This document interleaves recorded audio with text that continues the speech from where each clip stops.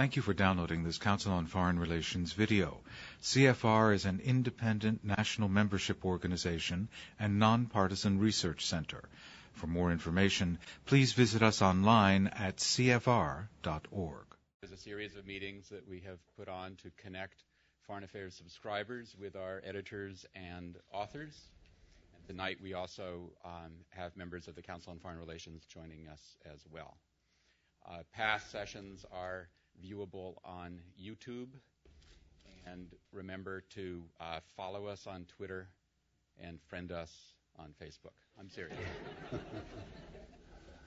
This evening's meeting is underwritten by a generous support from the International Bank of Azerbaijan, a supporter of foreign affairs, and our friends there are longtime admirers of Dr. Brzezinski.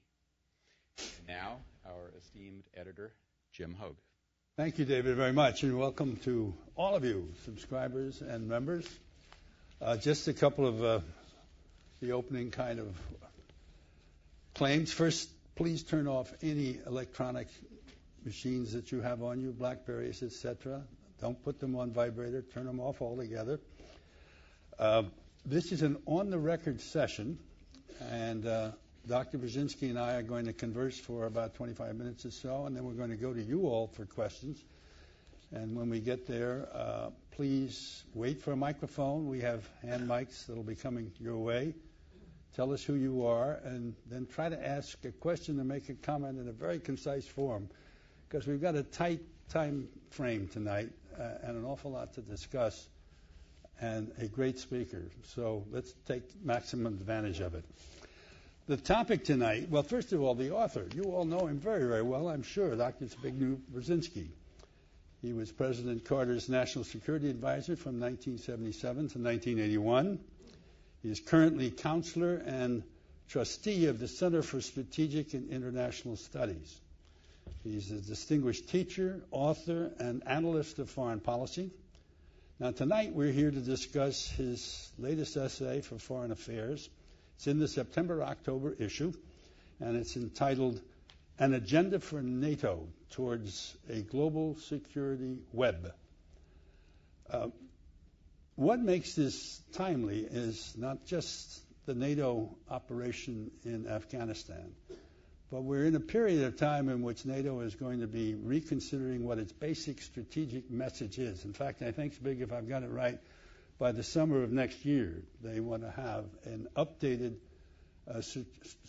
security strategic concept.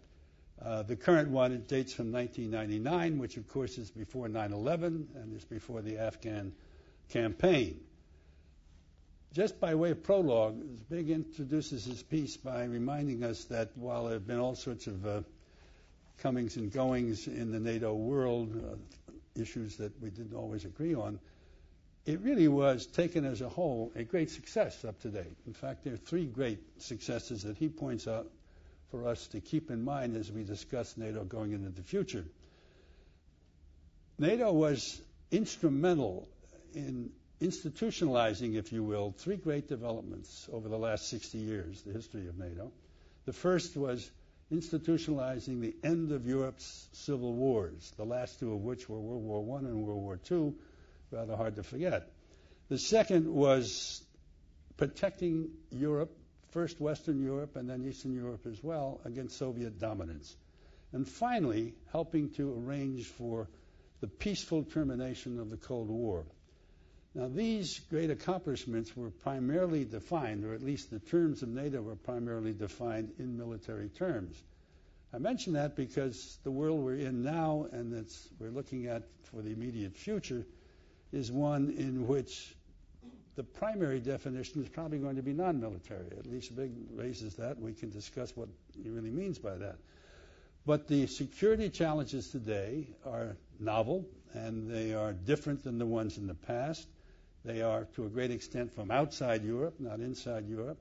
They involve non-state actors and the dangers of a proliferation of weapons of mass destruction into the hands of some actors who apparently would be quite willing to use them for more than just deterrence. So geographically, if we were to say where are these new and novel dilemmas that we have to deal with. To a great extent, they are in a crescent, if you will, underlying Europe and European and Eurasia, stretching from Egypt all the way to India. The question is how to respond if these are so different. How does NATO have to change? What should the security doctrine of next summer read like? And Zbig has a number of suggestions, one of which is in the title of his piece, and so we might start with that NATO's future is going to involve global security, web, or webs plural. Zbig? So what's the question? The question really is to define what is the path NATO has to go down. How does it have to basically change the way it operates for the future? Well, let me put it this way, and I'll start not by answering your question, but by making a preliminary comment to that question.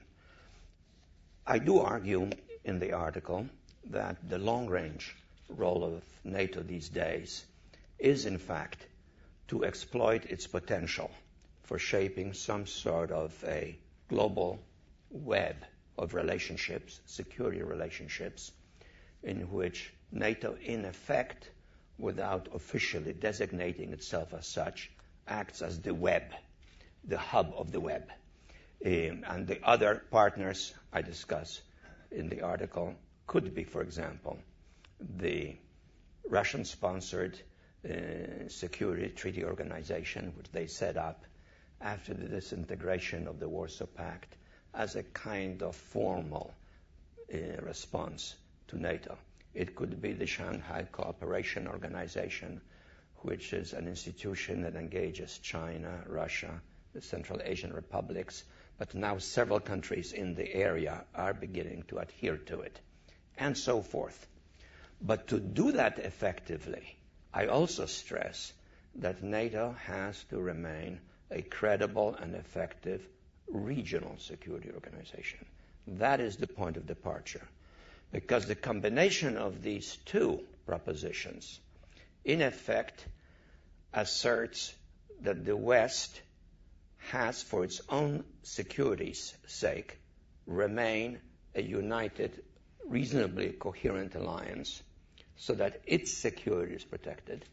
And on that basis, the West can then play a larger role in relationship to the rest of the world in a historical context that is profoundly changing in the sense that the domination of the world by the West, which has been a reality for the last 500 years, is now rapidly coming to an end.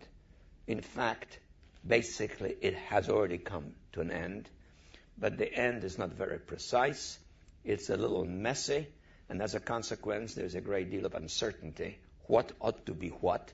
As, for example, the region to which you have alluded, a region which, in my article, I describe as ranging from east of Suez to west of China, or perhaps west of India, depending how you define it precisely, from southern Russia, which is on the border of Kazakhstan, all the way to the Indian Ocean. 550 million people, turbulent, politically awakened, restless, some very warlike, engaged in a variety of ethnic, religious, anti-colonial conflicts. And that is the challenge that NATO confronts, to be an effective security organ for the West, but to be also a constructive architect of a larger global web of security relationships. Is Europe ready for this kind of thinking? For example, we're a global power, and we have interests that are quite definable in Asia and increasingly in Central Asia as well. But Europe has been preoccupied now for at least a half a century in its own evolution and development, and quite successfully so. But if we were to say, look for partnerships with the Shanghai Accord group or with Russia's Central Asian grouping, how will Europe feel about that? Are they ready to go along? Do they see this as a natural outgrowth for NATO? I think Europe may be attracted as it reflects on the future role of NATO by this concept. because actually in many respects the Europeans have been somewhat ahead of us in thinking how to structure relationships with the East, and in the case of some Europeans, maybe a little too far ahead, not only of us, but of other Europeans, which is a separate issue. But you're right in raising the issue of the European orientation because it is not precisely defined. Nonetheless, Europe did something in the course of the current decade, which in a sense involves a commitment and engages Europe qua Europe. I have in mind the unprecedented, unsought by the United States decision by the European states, members of NATO, plus Canada, to come to America's side in the challenge posed by Al-Qaeda in Afghanistan. Europe, for the first time in the history of NATO, invoked Article 5, which is the Common Defense Article. All for one for all, basically, is the notion. And said, America is under attack. We come in with you. Now, we may be critical of the scale of the European commitment in Afghanistan. And in some cases, it's rather short of what could be done by individual European states. But cumulatively, it's not insignificant. We have currently 60,000 troops in Afghanistan. There are proposals for 40,000 more, perhaps. The Europeans have 40,000.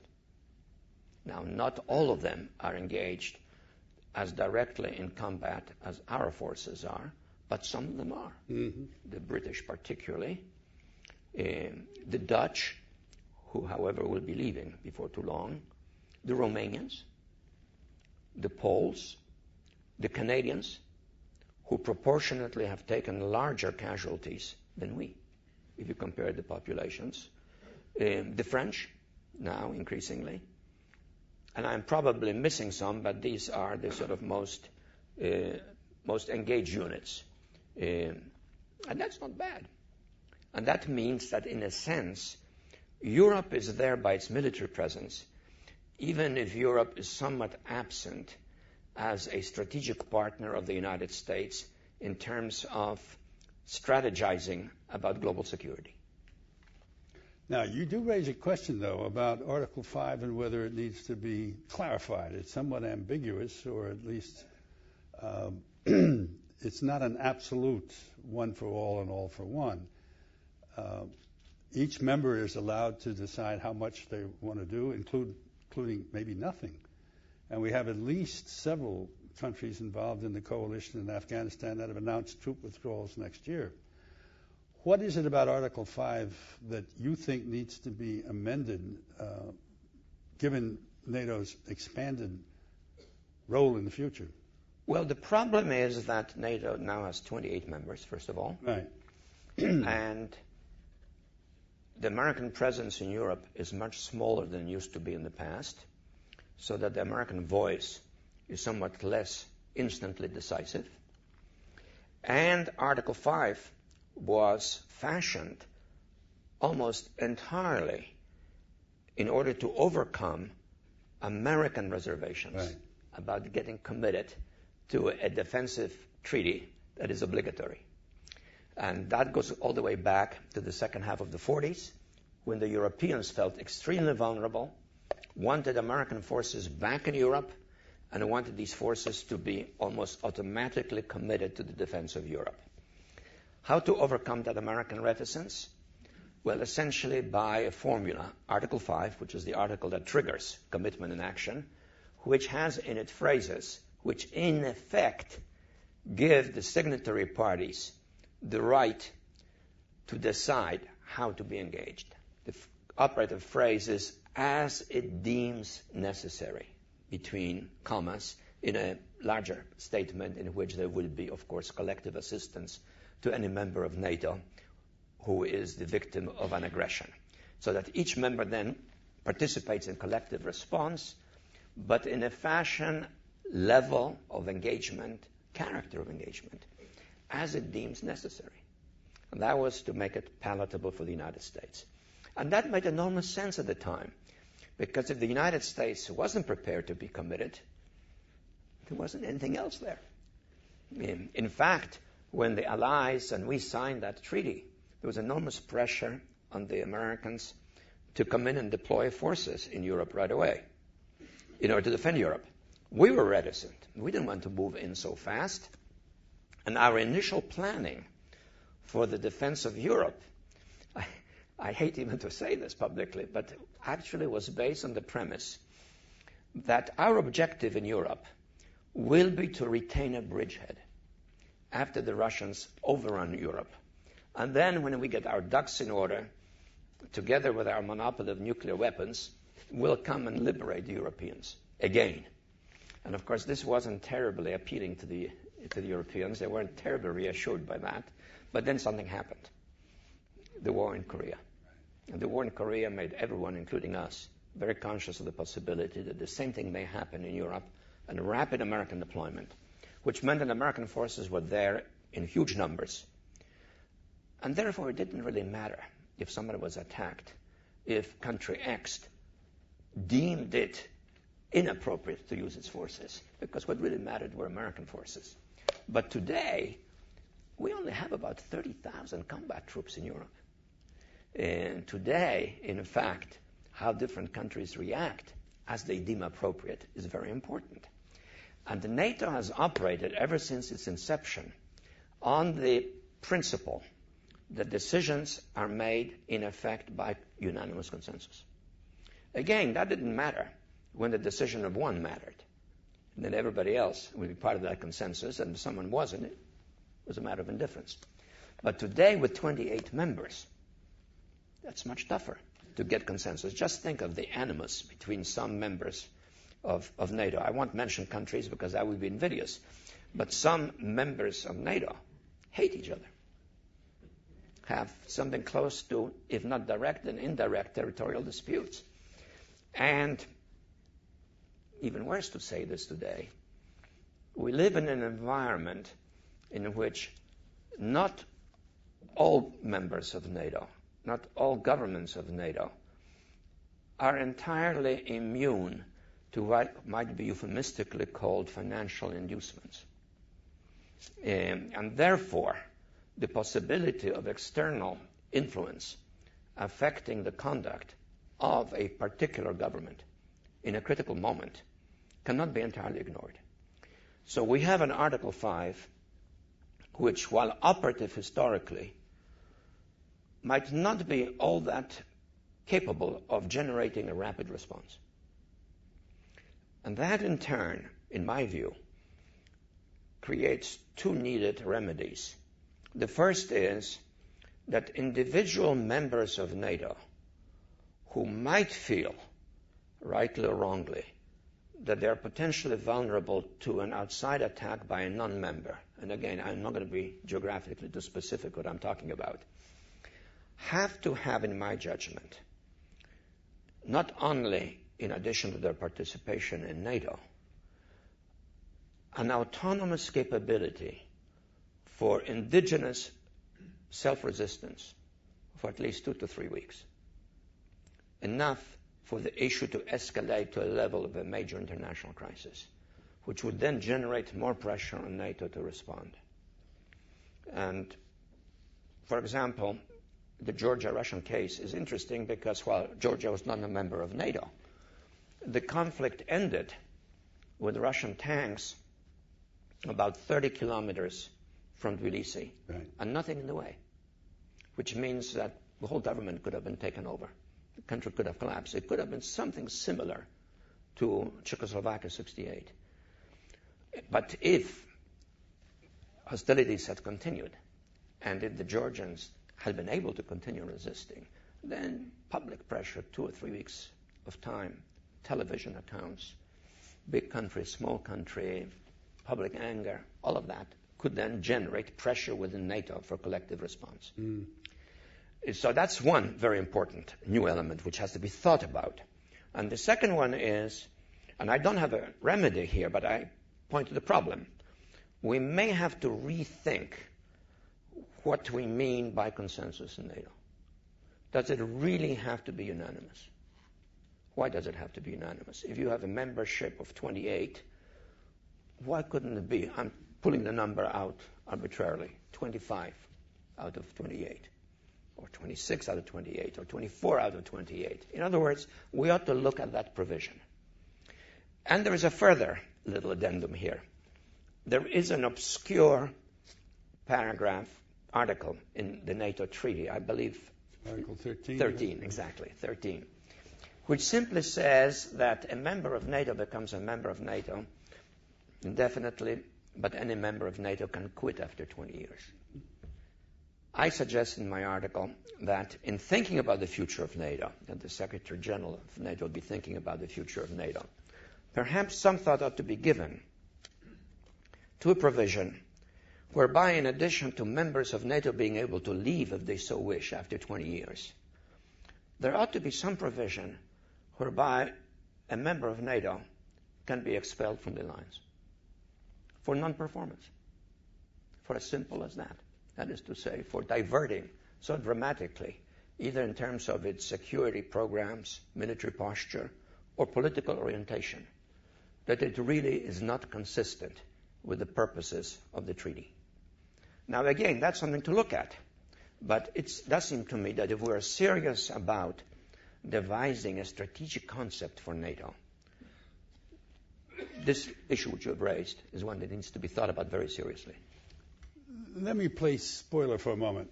Europe is huge. It's got a large population, a large economy. It's as wealthy as it can be.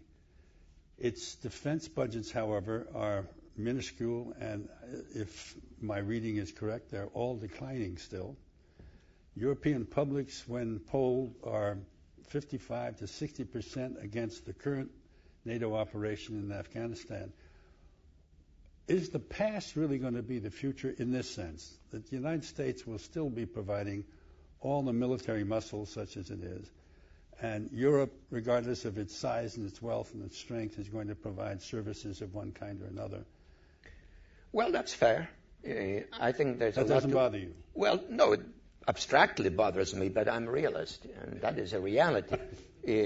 But it's not the entire reality. I mean, the Europeans do have some forces in being in Europe, and also their political support for NATO is still there. And that provides, I think, reinforcement for the proposition that NATO, together with the United States, does have some genuine deterrent power. And that deterrent power is mainly political, but it's residually American. And in the event of a local conflict, it's something that the Europeans could participate in. And, look at Afghanistan. In spite of everything that you have said, the Europeans managed somehow to project 40,000 troops into Afghanistan, which is not insignificant. Russia, it seems to be re-Sovietizing in many ways under Putin's direction. And it's still angry at NATO and considers it a hostile power. But if I read your article correctly, we need more than the Russian NATO Council in the future if we're going to have this kind of web construction to try and keep some global stability in areas of concern like Central Asia and Southeast Asia. That's right. And that's a rather controversial part of the article, one of several controversial points in the article. There's been a lot of comment on it from the Russians, but also from here and then from some other interested parties. I've been attacked by the Heritage Foundation for wanting to give away Central Europe and to permit Russia to have its exclusive zone of imperial domination. And the Russians have said to you? The Russians have been mixed. Some have expressed interest in the idea and rather surprised. I've been visited by some Russians and I've had some Russian press interview me and then comments. But some other Russians were more critical. Basically what I do say is, and incidentally I said that initially 14 years ago in foreign affairs in a slightly different context when NATO was enlarging. I said at the time that this is something we might consider, so I say it again. But when I say it, I suggest that NATO and the Russian Security Treaty Organization, the Commonwealth Security Treaty Organization, do sign some sort of an agreement of cooperation, military cooperation, enhancement of joint actions. mutual guarantees of self-restraint, perhaps inspection arrangements, etc., etc. Even though obviously NATO is much more of a viable and genuine alliance, whereas the other one is to some extent a fictitious organization. And that part the Russians like, and some people here on the extreme right think that it means that I'm betraying the independence of states that are not yet in either alliance but are fearful of Russia, which is not the case, because there is a further provision in the article. In addition to suggesting this joint relationship between the two organizations, which then I argue would pave the way also for similar relationships with the Shanghai Treaty Organizations, maybe with the Far Eastern cluster if it begins to emerge, and there are some indications that it might. I also say that if there is such an arrangement, there has to be also a commitment by both sides that countries which currently are neither members of NATO nor of the Commonwealth Security Treaty Organization have a right to join one or the other alliance as they wish, if that is their national decision. And I also say, eventually, perhaps even both, if the cooperation expands. That is designed, of course, to provide reassurance to those countries that would lean towards membership in NATO, but for this or that reason are not ready for membership in NATO. It also provides reassurance to the Russians that this is not directed against them, because eventually perhaps countries could choose to be in both. And there would be some states that initially would choose only the Russian version. So it's not necessarily a one-sided concession on their part to move in this direction. So I think it's worth exploring, because that then begins the process of enhancing NATO's longer-range role from what till now has been an almost exclusive preoccupation with the security of the West into a galvanizer of relationships with other security structures, particularly having in mind that part of the world which is most prone to violence right now, which is what you and I talked about just 10 minutes ago. Afghanistan, which is the current NATO engagement. You say to be successful, we're going to have a reliable local partner. We're going to have more and more modernized resources. And we're going to have the cooperation of Pakistan to clamp down on their own jihadists. How do you feel we're doing on all those three objectives? Can Karzai be a loyal, an effective local partner? And lastly, what do you expect from Obama when he gets through the reconsideration strategy? And one more thing to the ones you added. Sure. A lot of patience. Very important. Because I don't think that right now one of two sort of basic choices is really a choice. Right. I don't think we can get out. Nope. Just pack up and leave. I think the consequences of that are so obvious that I don't think I need to elaborate. And secondly, we have to be very careful not to emulate the Russians and make our engagement a war which is viewed by the Afghans as against the Afghan people. And that already narrows the parameters of choice. What will Obama do? I do not know, of course.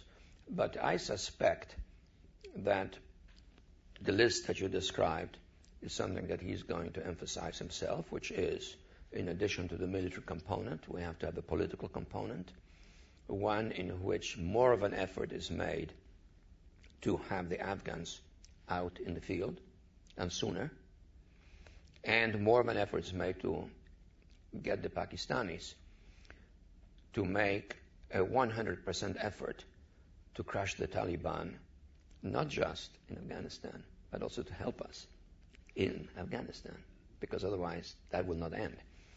Now, when I say that we have to make more of an effort to get more Afghans into the field, I'm not entirely echoing what is said by our military, who are talking about 400,000 troops in about 2 years from now. Troops and police.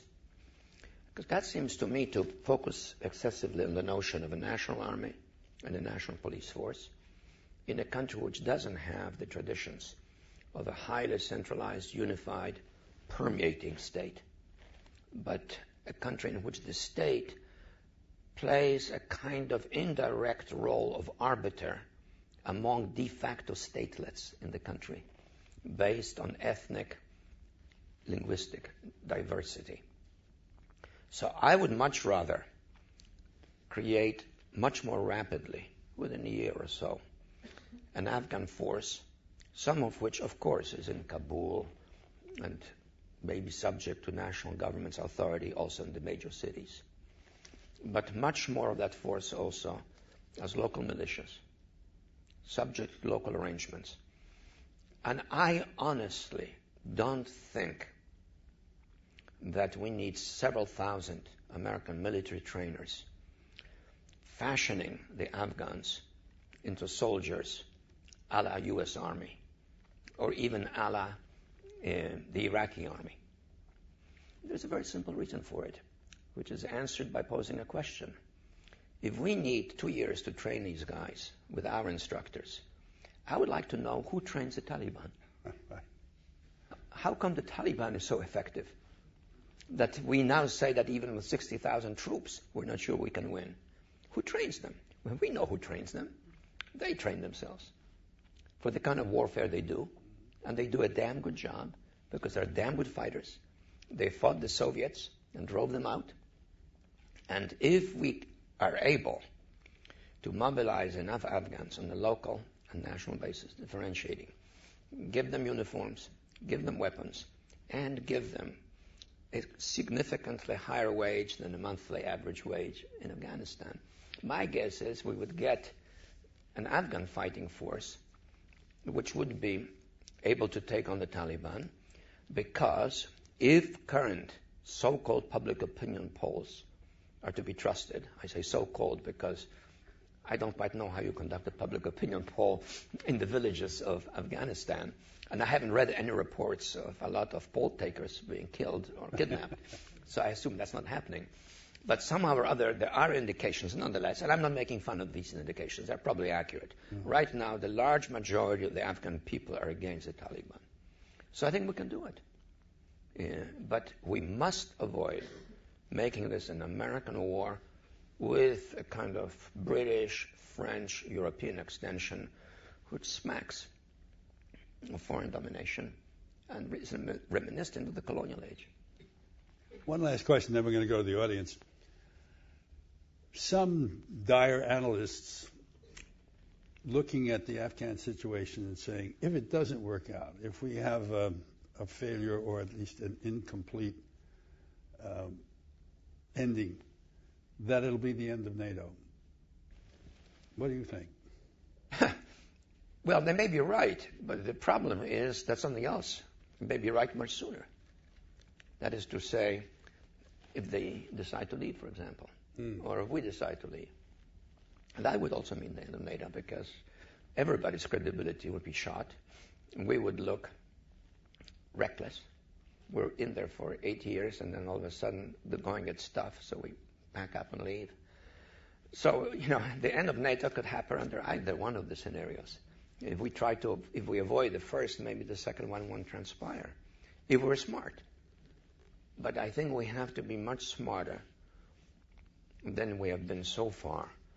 Under Bush, I'm really not quite sure what we've been doing. Yeah. But we haven't penetrated the countryside, and we haven't established Afghan institutions. So we have crept upwards in the level of force, but essentially with a kind of unclear strategy, part of which seemed to be genuine counterinsurgency in the sense of going out in the country, trying to confront the Taliban, but not holding the populations because of the wide disbursement. So I don't think we can do that. If we're going to fight the Taliban locally, in its bailiwicks, in the mountains and so forth, that I think in the long run can only be done by the Afghans. And that's what we ought to strive to do. But we have to do the second thing, which is try to get the Pakistanis to really help us. Mm-hmm. And that means not only winning the war, which they must win to save Pakistan, which is winning the war in Pakistan, but we have to convince them that it's in their interest for us, and indirectly them, to prevail over the Taliban in Afghanistan. And that, in some ways, is more delicate, because it means we have to find a way of giving them reassurance that a non-Taliban Afghanistan is not going to be hostile to Pakistan and friendly to India. Right. Very good. Wait for the mic.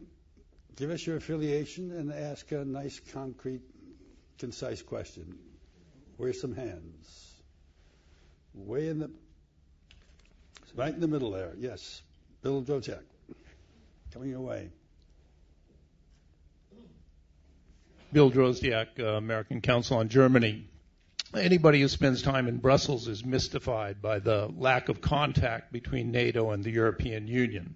Now, given the broader definition of security that you outlined, beyond military, to include things like economic development and police training, things like that, do you think the United States could take the lead, perhaps by doing something such as merging its missions between NATO and the European Union as a way of trying to integrate these two institutions, even though the U.S. wouldn't, of course, not become a member of the EU, but just to find a way to integrate the policies between the two institutions? Well, it's an interesting idea. I haven't thought about it very much, so I'll just give you an instant off-the-cuff reaction, but it's not a considered one. I'm not quite sure about the notion of merging our two missions, because, in fact, the mission of each mission is quite different. Obviously, our mission to NATO is meant to interact with NATO members regarding the security problems that NATO confronts and regarding how to make it a more vital, relevant institution, both within the European context, first of all, and then perhaps, if my point of view is accepted, thinking outward to the world at large. The mission to the EU deals with enormously complex, specific issues resulting from European economic and financial integration. And it really is a whole host of profoundly complex and difficult issues in which also the symmetries between the two parties are very different. Our mission in NATO plays a predominant role by virtue of our predominant role in NATO. The mission to the European Union is really engaging in a relationship with a partner that can also be a very viable protagonist. And so I'm not sure whether you would achieve any synergies by mixing the two. I think if there was a more genuine European movement towards the creation of European defense force, which by and large we haven't publicly opposed, but which by and large I don't think we really favor, then by necessity we would probably have to have a more sustained, deeper relationship between NATO and its eventually emerging European equivalent. Some beginnings in that direction are taking place in Europe. Sarkozy, for example, has proposed the creation of a 50,000 European force that would be rapidly deployable, based mainly on the larger European states. But all of that is still in the realm of planning and talking, but not really of much movement. So I guess my initial reaction is one of skepticism regarding the redefinition of the missions and suspended judgment depending on whether the Europeans really do want a separate European force that's autonomous. The French, after all, have just come back into NATO, having been, until recently, the protagonists of this external force. Now they're doing both, so to speak, re-entering NATO and advocating European force.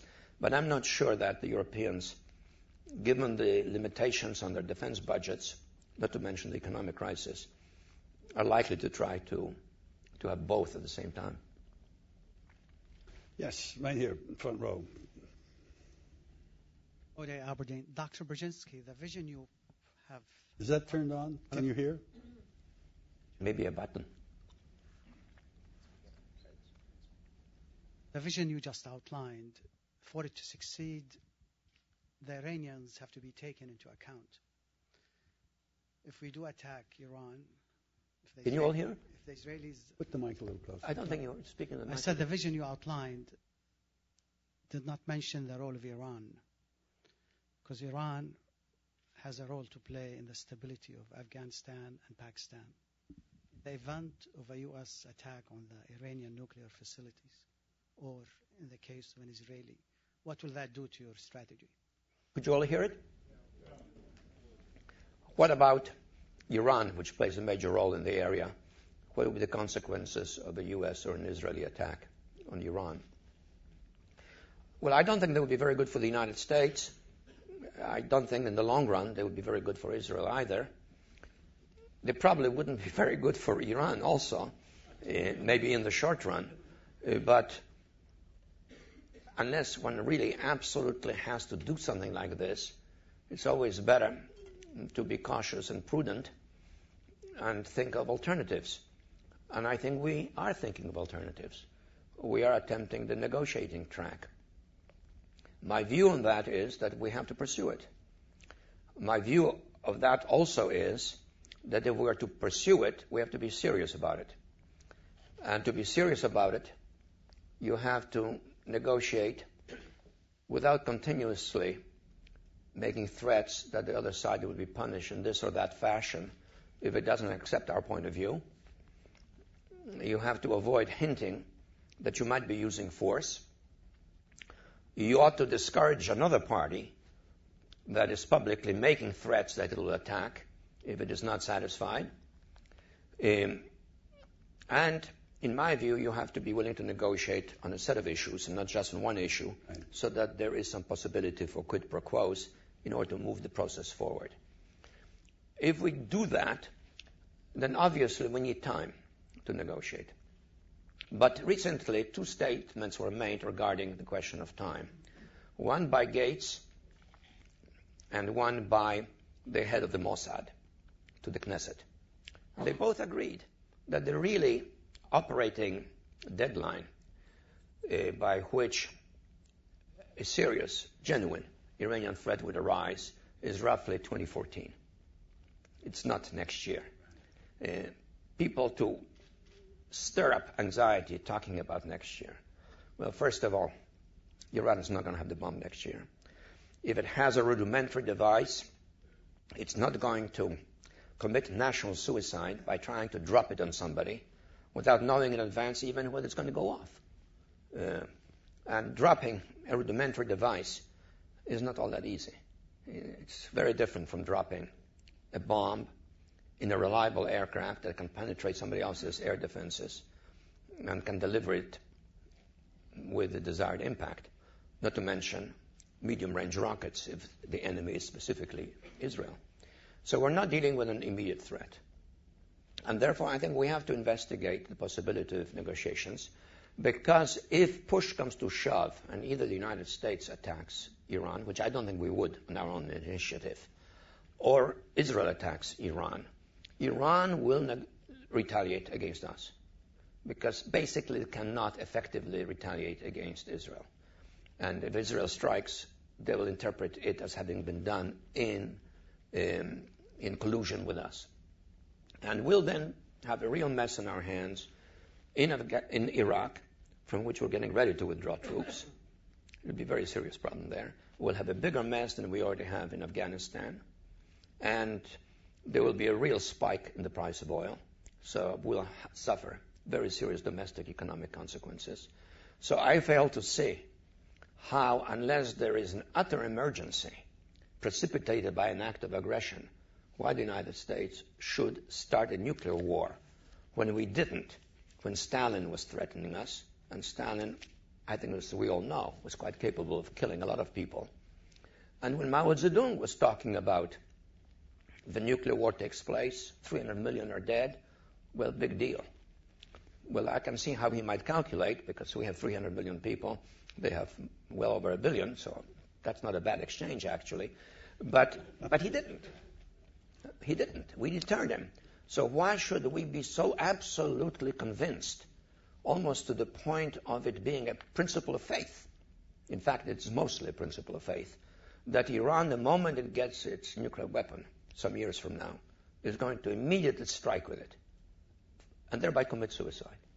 It has a record of existence of 2,000 years as a state, a rather sophisticated state, And while they're clever and occasionally devious and occasionally dangerous, I don't see the Iranians as suicidal. One more question from up here, then we'll go back. Thank you, Judith Kipper, Institute of World Affairs. Dr. Brzezinski, some years ago, it's probably a couple of decades already, you talked about an arc of crisis. You didn't use that term tonight, but you described it in other terms. In all of the countries that you've described are less developed, Muslim, clannish, or deeply tribal, except for Turkey. And we haven't been too good at dealing with those kind of countries. We're a country of foreigners, but we don't like foreigners too much as a nation. How can our existing institutions, military, state, intelligence agencies, etc., in the short time that is required, begin to cope with the subtleties of winning over the people in those parts of the world? And Pakistan is obviously the first case where we have not had a success. Well, I'm not even sure that it ought to be our objective, so to speak, win their hearts and minds, or whatever the phrase is, or win them over. The Pakistanis are doing something now that's quite serious for a very good reason. They feel threatened. The majority of the Pakistanis are not supporters of Taliban. And the professional elite, the military elite, the business elite, they don't see their future in a Taliban-dominated Pakistan. The threat is there. They're beginning to respond to it. I think that should be more or less our objective in Afghanistan as well. Create conditions in which the majority of Afghans are given an opportunity and some inducement and reward to deal with the Taliban problem, since according to all evidence at this stage, they do not subscribe in the majority to Taliban. I think that ought to be our response. And beyond that, as a general proposition, I would argue that we would be wise to minimize the depth of our engagement in that part of the world beyond what is normal in interstate relations. I don't think it really behooves the United States either to pacify the region or to turn it into a modern democracy. I cannot help but notice that in this huge region, which I no longer refer to as our crisis because that was the external challenge, I think of it much more as the global equivalent of the Balkans. The Balkans in Europe are a region that sucks in conflict from outside and then becomes a cause of conflict. We're getting sucked into that region step by step, and when things go badly, our involvement could expand to Iran, maybe to Pakistan. And that, to me, would literally mean the end of our global preeminence. If we cannot, in a reasonable number of years, begin the process of disengaging and reversing the deepening involvement, which is, of course, heavily military under the circumstances, we are going to get bogged down. And it is not irrelevant to note that of all the major powers that exist today in the world, all of them are reluctant to be involved. The Europeans only did it as an act of solidarity in 9/11 without really, I think, thinking through that 8 years later they will have 40,000 troops there, and now perhaps more. And Russia is not involved. China is not involved. Japan is not involved. India is not involved. The only country involved in that region is the country that is so much further away from that region than any of the other major powers. I think there is something in it to take note of. I think the other powers have a greater sense of restraint. We got involved, obviously, because of 9/11. But the involvement was clumsy, and then it was quickly diverted to Iraq. And we more or less continued operations in a half-hearted way in Afghanistan for 8 years. Those of you familiar with American history know that this is now the third longest war in our national history. In 4 months from now, it will be the second longest war in our national history. And 6 months from now, it will be the longest war in our national history. And you have to ask yourself, exactly what is it that we're trying to achieve by a military force? Al-Qaeda? Yes, I think we have to go after them wherever we can. But, suppose we succeed somehow or other in Afghanistan. They can relocate. Suppose they create bases in Uzbekistan. Or suppose they move to Africa and create bases in Somalia. Or move to Sudan. Or some portion of Ethiopia. Are we going to be repeating the effort to dominate the country in which they locate themselves? We have to, at some point, figure out a way of being able to go after it, if we can identify it, without feeling obligated to occupy the country and then to try to turn it into modern democracy, which is what George Bush declared was his objective in Afghanistan. We do have a Taliban problem in Afghanistan, and we don't want them to win, and then they may be tempted to provide refuge to Al-Qaeda.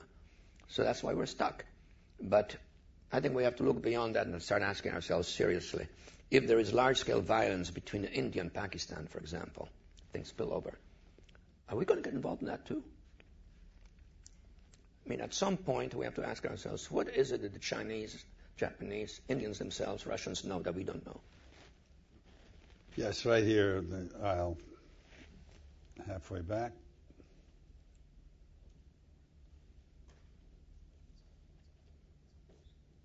John Coffey, retired State Department. Dr. Brzezinski, what is the purpose right now of NATO in this expanded version? Reportedly, Secretary Baker promised Shevardnadze during the fall that we would not leapfrog you over Germany to come up to your borders, and that's exactly what we've done. If I were sitting in Moscow, I might think, it's got to be against us. Who else is the object? Well, first of all, Secretary Baker never said it. That actually has been exhaustively examined in a recent study by David Kramer, who is the head of the Russian Archives Project at Harvard, who has had access both to State Department documents, to Soviet archives, because he worked with Russian historians, and has also interviewed exhaustively the people who were engaged in negotiations. There's not one item of evidence that this is true. The principals deny it. There was discussion with the Russians about NATO troops not being deployed in Eastern Germany after reunification. And that was discussed, and that has been respected. As far as the enlargement of NATO is concerned, it wasn't designed against Russia, but it was overwhelmingly a spontaneous reaction of the newly freed countries against 50 years of Russian domination. And they absolutely spontaneously moved towards the West, desperately wanting to be part of NATO, desperately wanting to be part of the EU, and they obtained that, not for the purpose of threatening Russia, but for the purpose of consolidating stability. If they hadn't gotten into NATO, they would be in an analogous situation to where Georgia or Ukraine are today. Georgia and Russia have already gotten into a military conflict. There is some indication of possibility of rising tensions, even conflict between Russia and Ukraine. So these are countries in a state of instability and anxiety. Would we be better off? Would our relationship with Russia be better if all of Central Europe was in a similar condition? Namely, uncertainty as to their security, perhaps subject to pressure. Think of the pressure that was applied by Russia on NATO member Estonia when the Estonian government decided to move a monument extolling the Red Army from the middle of its capital to a cemetery where it was deployed with all military honors. The Russians really applied enormous pressure on Estonia. So I think the condition in Europe today would be far more unstable, far more ominous, if in fact what happened hadn't happened, if the West somehow or other rejected the thrust of the Central Europeans to be part of the West. I'm not quite sure whether the EU would have expanded as confidently as it has. And I think in international affairs, as in private affairs, good fences make for good neighbors. And as a consequence, I'm reasonably optimistic about the long-range evolution of the European-Russian relationship. In fact, I don't see what has happened as standing in the way of that moving forward, which it is already. Yes, sir.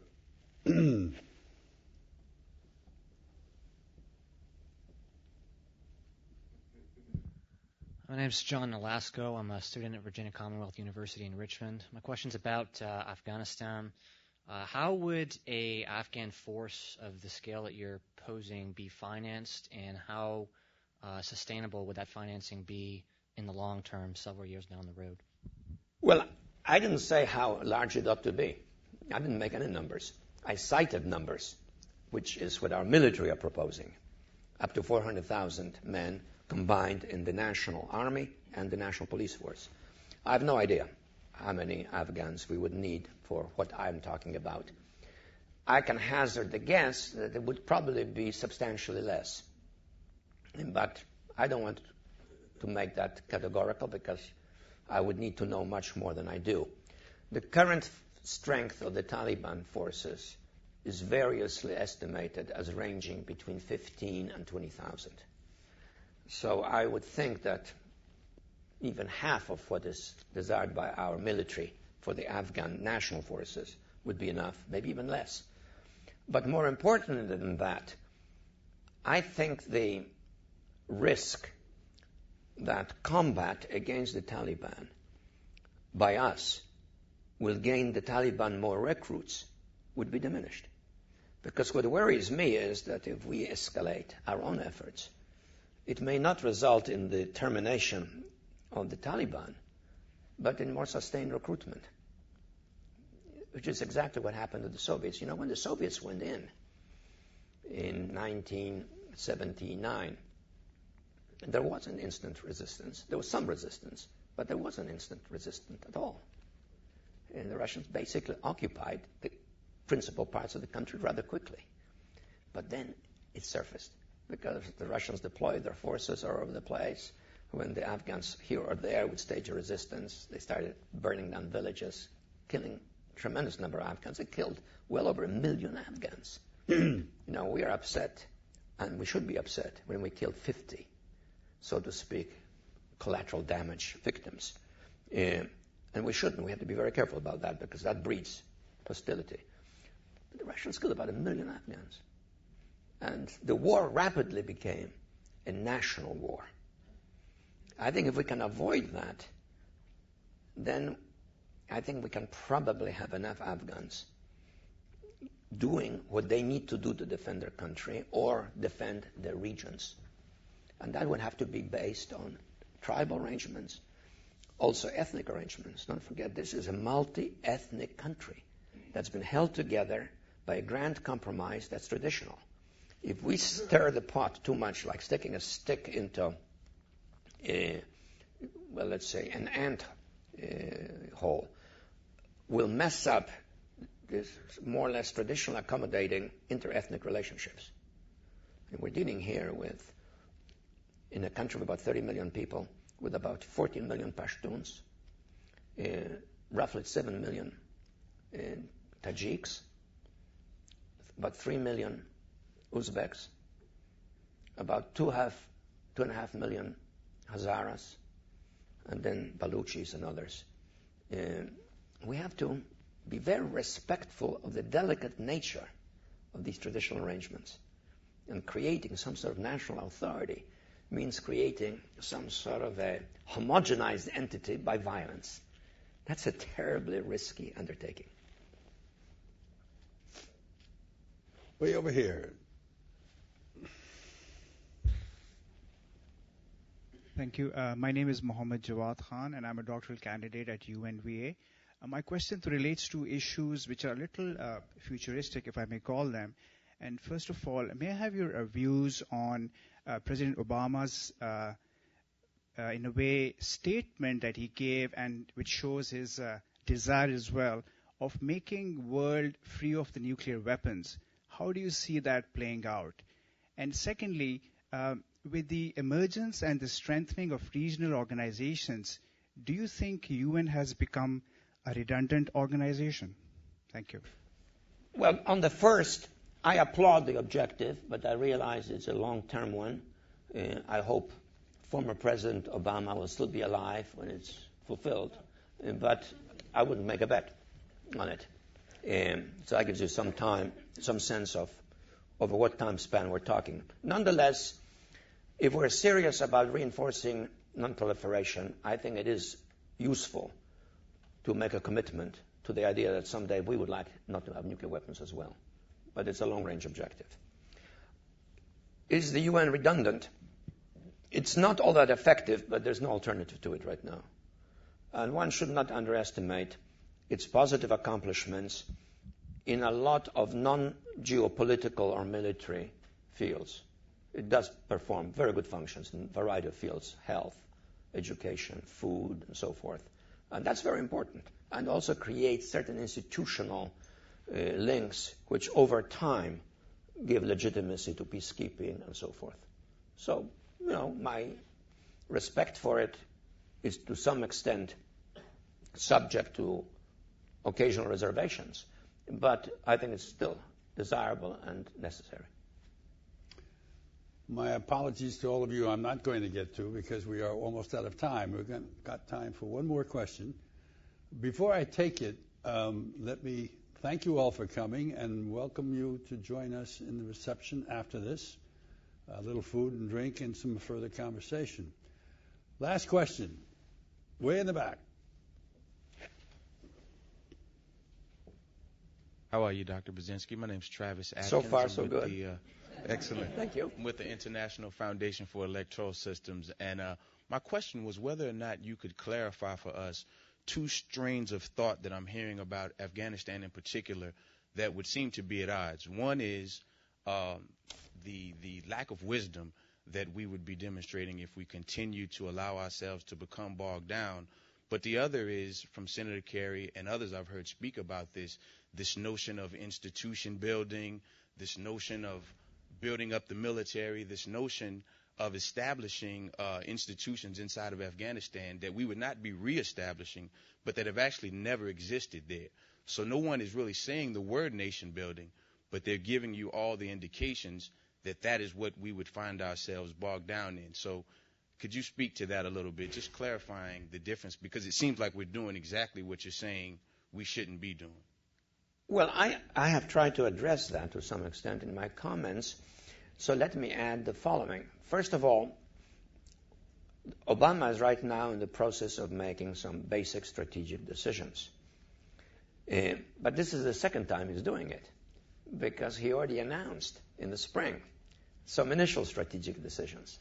And these initial strategic decisions were pointed in the direction of which you speak, namely the emphasis on the goal of creating in Afghanistan a Western-type democracy as our political objective. I don't hear the words nation building being mentioned, and so forth. So we're moving in that direction. But we have to put together at this stage a strategy which preserves some of the more humanitarian and politically desirable objectives of the overly ambitious and perhaps overly ideological formulations that were made in the Bush era, with what remains a necessity, some form of continued military engagement, given the fact that there is a security threat in the country, but a military engagement which I hope we turn in the direction of eventually, gradually, but significantly scaling down the centrality of our direct involvement in hostilities and more focus on the creation of stability, at least on a minimum level, beyond which, in an ink-blot fashion, then the Afghans, as they're recruited, can move forward.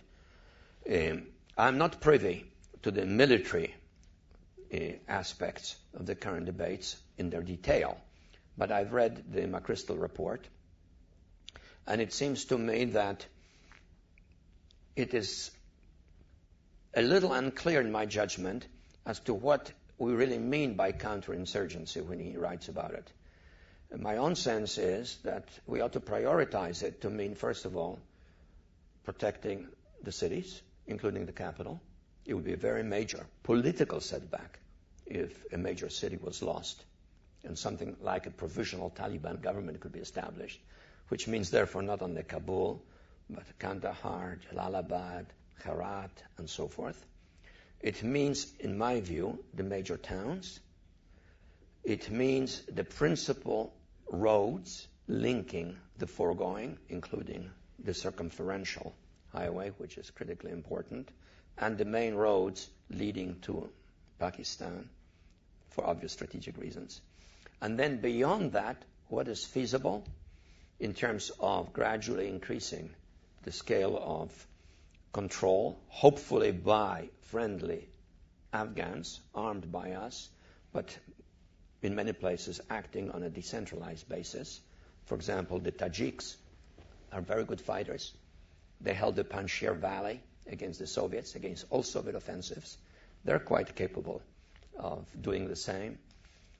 And they don't have to be subject to the Afghan National Army or the Afghan National Police, and so forth.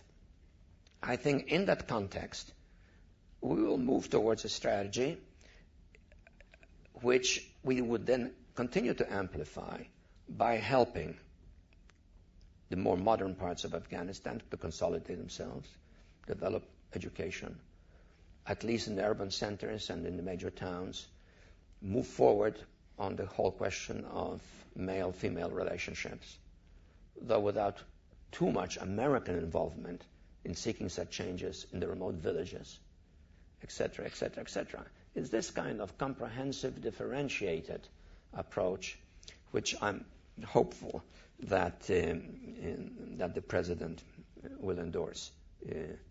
On his own, not because of my saying. Well, this has been a most stimulating on-the-record discussion, and Dr. Brzezinski, we thank you very much. Thank you. Thank you very much. Thank you. Thank you for watching this Council on Foreign Relations video. For additional audio, video, and transcripts of CFR meetings, as well as expert analysis of international news, please visit us online at cfr.org.